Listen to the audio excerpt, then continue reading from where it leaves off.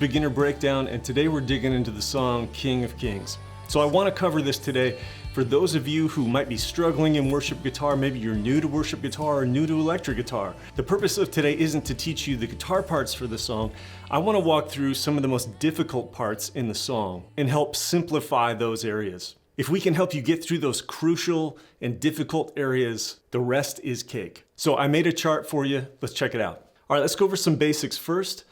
We're counting 4 today, and we're at 68 beats per minute, very common tempo for worship songs. We're in the key of D major, and these are the chords in the key of D major that we're using. We're using the ever popular 1, 4, 5, and 6 minor here, and we're gonna see this inversion, the D over the F sharp, the 1 over the 3. And down here, I know you have what looks like hieroglyphics.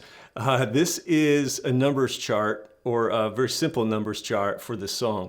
All these numbers here represent chords up here. So the 1, of course, means D, our 4 chord means G, and so on. Over here we have where we are in the song, the intro, the verse, chorus, and then we just have some little notation that tells us how to play. And then down here, I have a very, very simple dynamic path for this song. It's really, really important that we know how a song builds in energy. As an electric guitarist in worship, this determines so much of how we play our part and where we play on the guitar. I think our primary role as electric guitarists before melody is energy. So this song follows almost textbook dynamic path here. We have an intro, we have our low verse chorus introducing the lyrics, we have a second verse chorus. Now this song is kind of more of a hymn form. It only has a verse chorus section, and so dynamically it does exactly what a bridge would normally do here. And we have a build, just slowly builds in 4 sections, and then it pops us back up to this third chorus into a tag here. Very, very simple song. So in terms of knowing our way around, I think you guys are gonna be okay with this one. Now let's cover what I think are the most challenging elements of this song. Number 1, let's talk about the count. Usually you have like 8 measures in a verse, 8 measures in a chorus, in these 4 measure sections. But this song is gonna cut off at certain times. Right at the end of our verse and chorus, it's gonna cut off 2 beats. And so if you're counting in your head, that's something that can really throw you off. So here on the chart, we have a verse section, the second half of the verse, right before we come out of the verse, we have 2 beats here. That's what those 2 dots underneath mean. Instead of this being 4 beats in a measure, we have 2 beats here. Come off the chorus, and we come to this last chord, and that's just 2 beats. If for some reason you find yourself off in the count and you wonder what's going on, well, hey, it's that bar of 2. And these bar of 2s appear in songs more than we think. Okay, the second part is this theme melody. In lead guitar world, there are all kinds of different ways that we can bring melody into a song. And the one we hear on this album is what we would call a theme. This is a concept that's introduced right in the beginning with the piano, and then it's interlaced throughout the chorus and the song the whole way through. And so this is something to talk to your band about. Do they want you as an electric guitar player playing this? Do they want the piano player playing this? Do you guys have enough musicians where you guys can double up? Maybe piano starts when it's really chill and then guitar takes over. So just make sure you're communicating. The best parts in your band come from good communication. Now the part itself is pretty simple. If you just take this D shape here, there's many different ways that we can play this, and I doubt this is how they did it on the album. But you can play the whole line right off from your major chord shape. We're in the key of D, and this is our D major chord. So it'd just be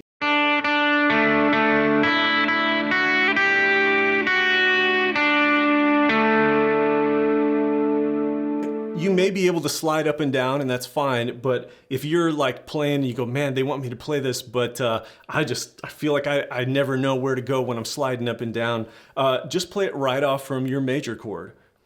So it's this first root note, this D note here, it goes.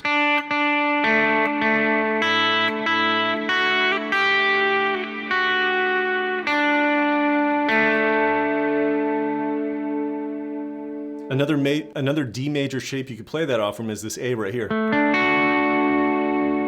Right in this pentatonic, famous pentatonic box area. So you could go middle note of this A shape.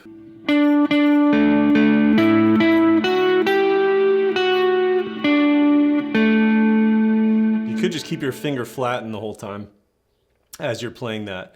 So I like this space up here. I don't mind it down here too. If you're playing big open chords, you can play it right off from your chord shape. It's sometimes when we have a lead part like that, our brains shift. It's like we put on a whole different hat and then we go into like single note mode. And then we just forget that we're playing over top of chords. No, we're just gonna play this lead line right off from our regular chord shape. Now, in terms of difficulty, the only other thing that I would say is when the song kicks into the verse, like second verse, the drummer's gonna be doing kind of a unique rhythm, a little syncopated, and it's easy to get kind of sucked into that and think that you have to match that as an electric guitarist. But I really wanna encourage you, keep your picking patterns simple. So this song's in 4, 2, 3, 4. I highly recommend just picking eighth notes.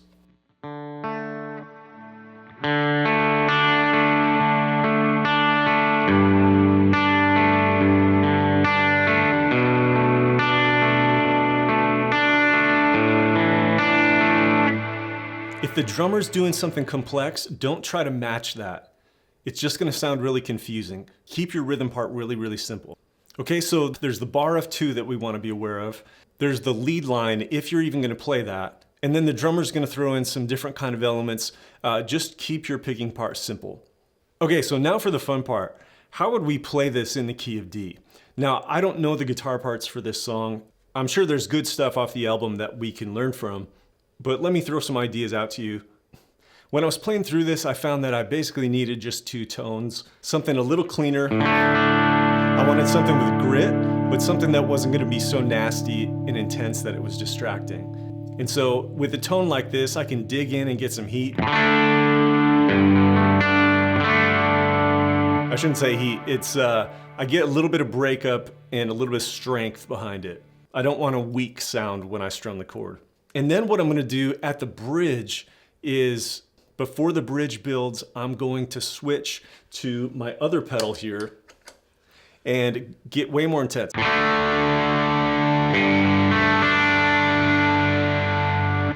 And that's gonna really push things over the top. Now in terms of effects, you hear the reverb that I have on here. It's a bigger, spacier reverb that's kind of hanging out in the back. I'm actually gonna pull that down just a hair. I've been using less and less reverb recently. And then I have a delay. I'm gonna put it on eighth notes. So that would be 1 and 2 and. So here's that. So quite a bit in there because I'm really gonna be leaning on that. I wanna play today. I'm gonna do some picking and I want the gain from my drive pedal. I want the delay and the reverb to do a bunch of work for me. And so I'm just gonna be careful with my pick, and then when it gets real intense, I'll dig just a little harder and just let the notes just pop right out. So I had a few places that I considered playing. Let me show you a few of those. So in the key of D, I want to take advantage of this open D and some of the other open strings that we have in the key. Every one of the open string notes on our guitar is in the key of D. So we could potentially use all of them. Now, I don't want to use my bass notes, my E, my A down here. And sometimes I hesitate to use my open D because it can sometimes distract from the bass line a little bit. But in this case, I don't mind using it. One thing I like doing is coming up here and straddling my open D. So my D is open. And I have my first and third finger around it.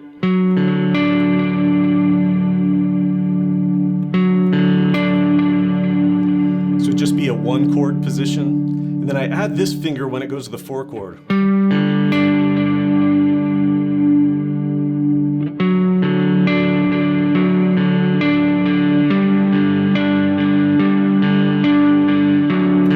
when it goes to the 5 chord, I drop down.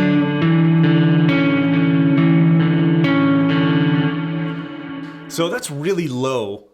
And if the song is a little more chill, it gives me a way to arpeggiate in there and do something a little different. So I really like that. Now, this open D isn't part of my 5 chord, part of the A major, but I still play it. I don't mind it at all because it brings a little tension in there. Now, if we're living on this A chord, if we were spending a lot of time there, I wouldn't play that. But we're not there very long, and we're gonna come right back to the 1 chord after that. So I like building that tension.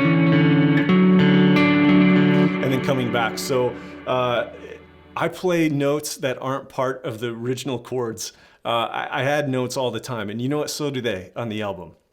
Okay, so that's one area that I like.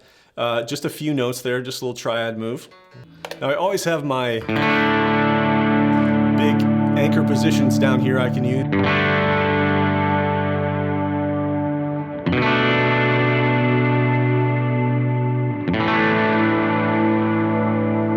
These are just, to me, some of the most important chords you can have in worship. I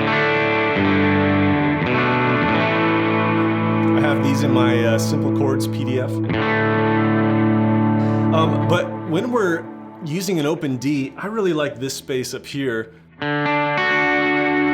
playing off from this A-shaped triad. So one thing we could do is keep our D open and do like a...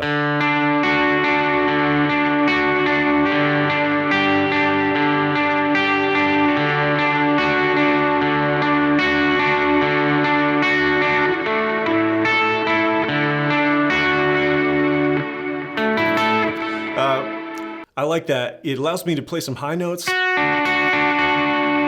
it lets that low D ring in there,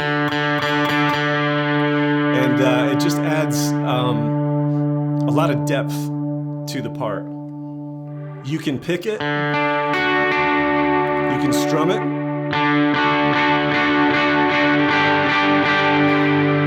just make sure when you're strumming that you're muting. Now, let me show you one shape that I love. We're gonna do this at the high energy part. Start out like you're playing a D shape right here. And so this is on our 10th fret. This would be our A major chord. And then add your fourth finger right here. So what I'm gonna do is open up my D. I'm gonna use my first finger to mute my open G right here. We'll use that in a minute. But so now I have those 4 strings.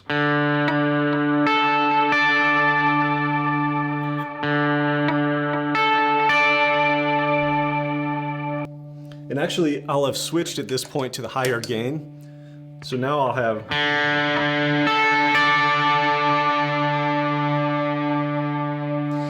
Now here's what I love about this shape. When we go to the 4 chord, what I'm gonna do is keep these 2 down. We're gonna make this 4, we're gonna add the 9, which is so common for modern worship music, but the 4 chord is our G major. And so this is our open G right here. What if we open up on this G, just let our finger go, and then we play the bottom 3 strings.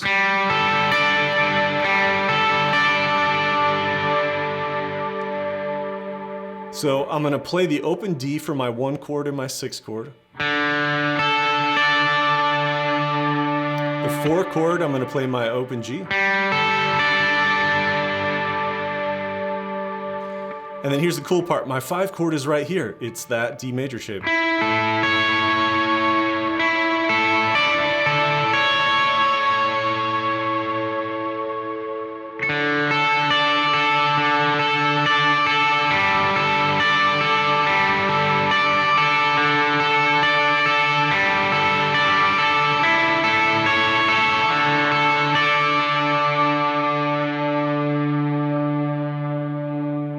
I'm gonna pick it today. You could strum down on it.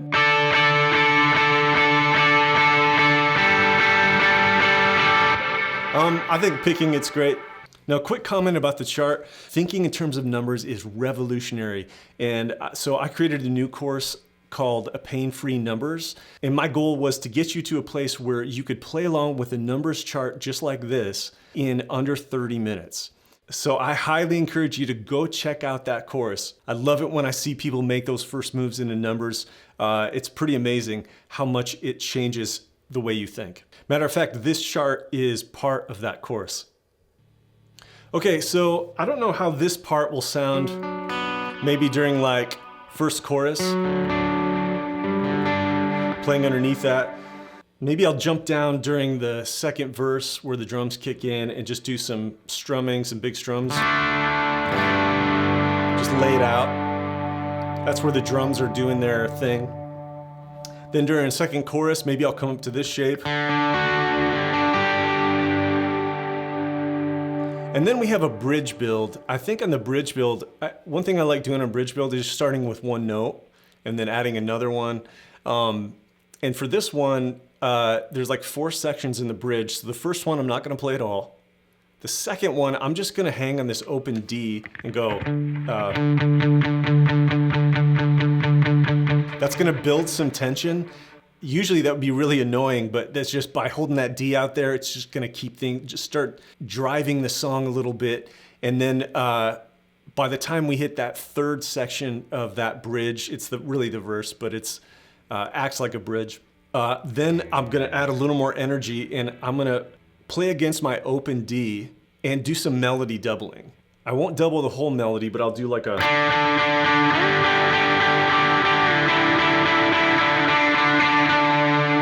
So I'll just run that up and down here. And then when it kicks into the big last chorus, that's when I'll come up and do the...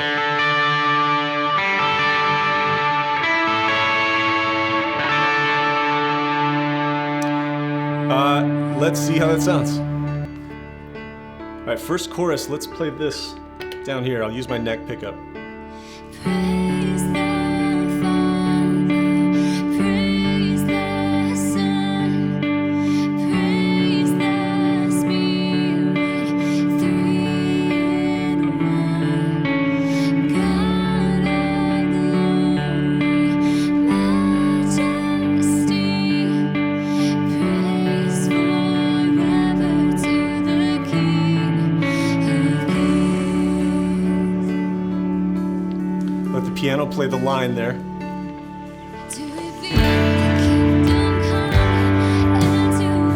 Those chords came fast.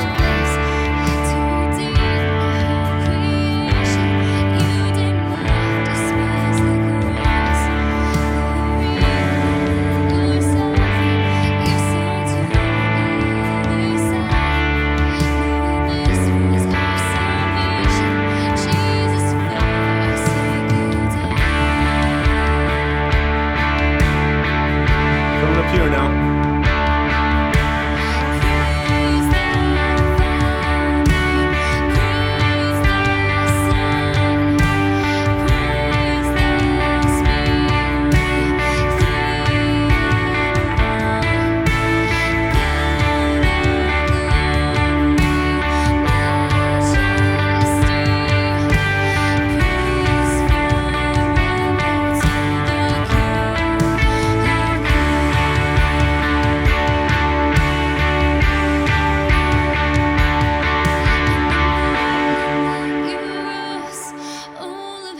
I'm gonna switch to the high gain here.